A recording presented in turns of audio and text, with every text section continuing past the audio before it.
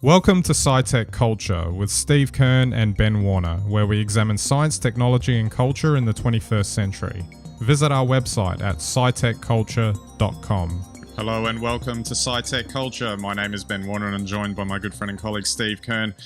Today, Steve, got to talk about iPhones again, and maybe it's an indictment of the smartphones in general, but finding a cost-effective way of getting the most out of them has been a forefront question in my mind. I'm not sure if it is for you as well, but they're expensive devices, and hopefully, we can sort of explore that today in terms of that. Do you have any sort of initial thoughts on like the cost and trying to get the most out of a smartphone?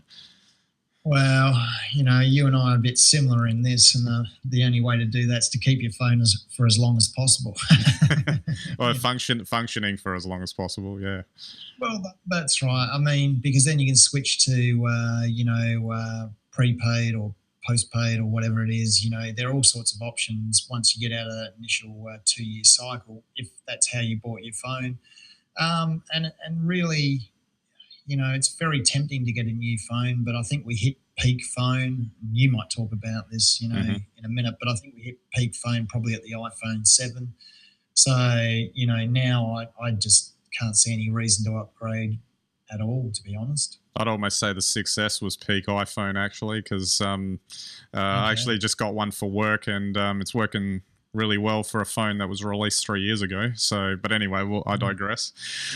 So I just wanted to start with this experiment that I've been sort of running, and I've sort of alluded to this in previous episodes, but the idea was how much use could I get out of an iPhone? So the first iPhone I ever got was the iPhone 4 back in 2010, and for the camera, it's actually still being used, and if you can see, it's actually timing this episode right now. So I am actually still getting use out of it 8 years later. So that would have to be a pretty good sort of outcome in that respect. And part of that is because I think before I got the iPhone, it was only the dumb phones that were around. They were still, preeminent back then. And you would just run those phones into the ground because all you would use them for is phone calls and text messages, and you'd want them to last for like 8 years or something like that. So in the world of today with smartphones, they don't tend to have that kind of longevity. I've done a lot of reading about what people have said about how long can you get out of a smartphone and all of that. There seems to be a consensus that iPhones tend to have a longer overall life cycle if you treat them properly. I'm sure there'll be someone else that'll say differently now that I've said that, but because there always is. But as an example, so going back to my iPhone 4, got that in 2010, used it for 2 years, and then it occurred to me that this would be a waste, the amount of money I spent on the phone to just decommission it after 2 years. So I turned it into a hand-me-down. It went to a family member. I got the iPhone 5 in 2012, and then that got used for 2 years. So now that iPhone 4 had 4 years of usage.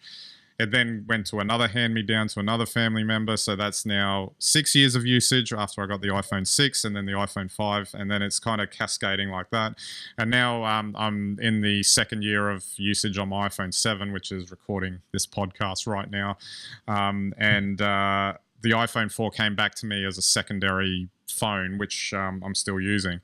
So I figure once you get to 6 years of usage on a phone like this, you've probably done pretty well to get the money's worth out of it. I thought I'd try and get an extra 2 years to take it out to 8 to make it sound really impressive.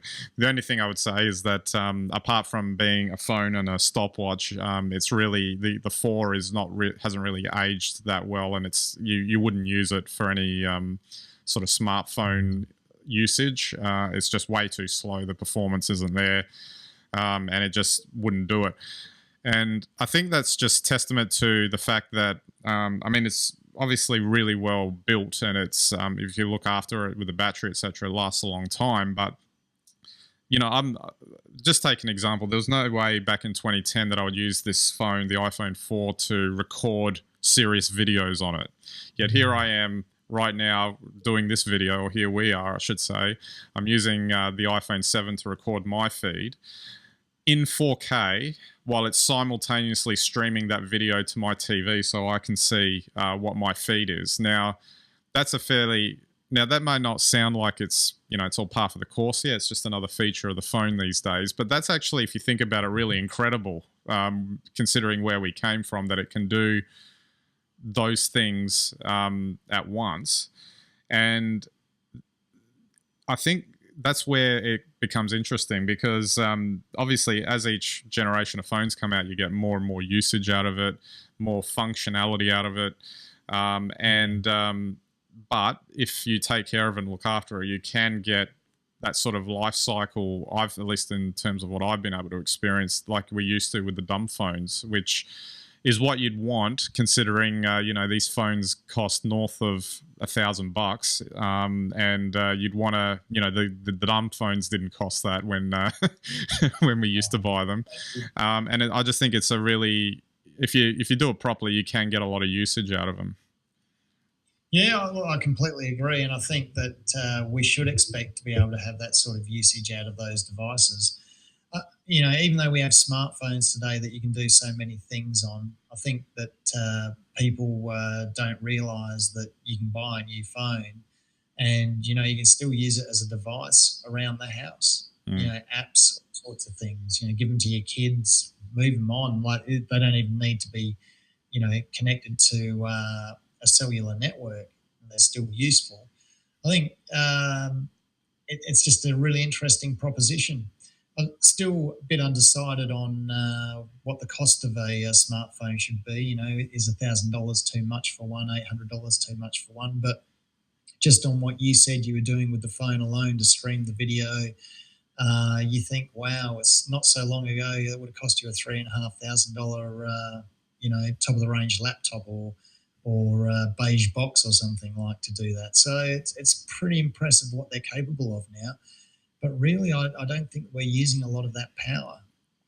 Yeah, that I absolutely think is true, and that's where I think if you think of just your everyday person just wanting a phone to just get them by day, they're not going to be streaming video while simultaneously recording it like like we are right now.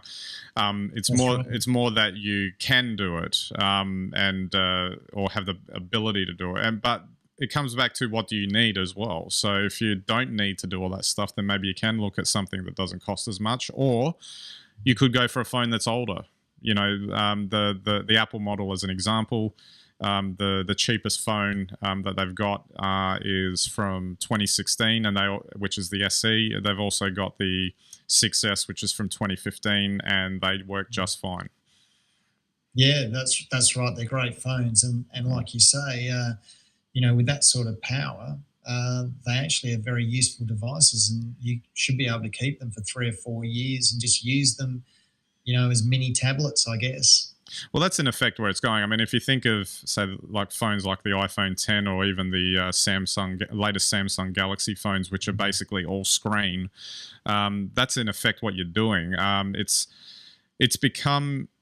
really has become your PC in your pocket. And although, you could argue it's been like that for a few years now, I think it really has become that thing now. And people are using it for that sort of thing. I mean, people don't use these things as a phone, really. It might only be like 0.5% of their usage is actually making phone calls. But the amount of stuff you can do on these devices is really quite phenomenal. And considering that you can really tax them and do a lot of productivity, a lot of entertainment, a lot of these other sort of functions that you can do with it, it really is amazing that they can last as long as they do as well. Well, absolutely, and I think that's probably the more interesting thing is which phones don't last. So as we've documented over the last few years, I've got a Sony Xperia. It's got a lot of shortcomings being an Android phone, but it's been quite durable and still going strong after 2.5 years. So that's a good thing, I guess. We know the Apple phones are still very good. I've got a 4S that still ticks over if I needed it. But, not so sure about some of the others. The Samsungs have always been questionable with regards to battery and some of their functioning. But, maybe there's more research you can do there, Ben. Oh, yeah. Well, I've only got so many dollars to devote to this sort of stuff, being, sort of economically conservative like I am. But I think if I had more money to play with, I'd probably want to purchase, more devices to be able to, test these things. I mean, I'd be happy to do, even other, PCs, other laptops, all that sort of stuff. But it just becomes a question of, well, can you really justify it from a financial perspective? They in effect become expensive toys after that if you end up buying too many of them. Very true. Very true. Absolutely. All right, we might wrap it up there, Steve. And just as a final note, unfortunately, the 4 that I've got now that it's in its 8th year, I guess, of usage. I think I'll be retiring that shortly. I was able to get a really good deal on an SE the other day off of eBay. They threw in a 20% off voucher as well. So I'm going to be replacing the 4 with that one, and I'll have another 4K camera to play with. So maybe I can do a dual feed thing. Maybe the next time we do a episode together, we might be able to have some intercutting or something like that and make it all exciting. But the fact that I can go for a multi-camera setup and it's all smartphone based, I'm just happy we're in that world right now that you can do that sort of stuff. Absolutely on that one. Yeah, absolutely. All right, so don't forget our website, scitechculture.com. You can get all of our links and content there. You can watch our videos on YouTube and Vimeo. So hope you enjoy the content we have there and subscribe to the channels that we have. All right, so that's it for this episode. We'll catch you next time.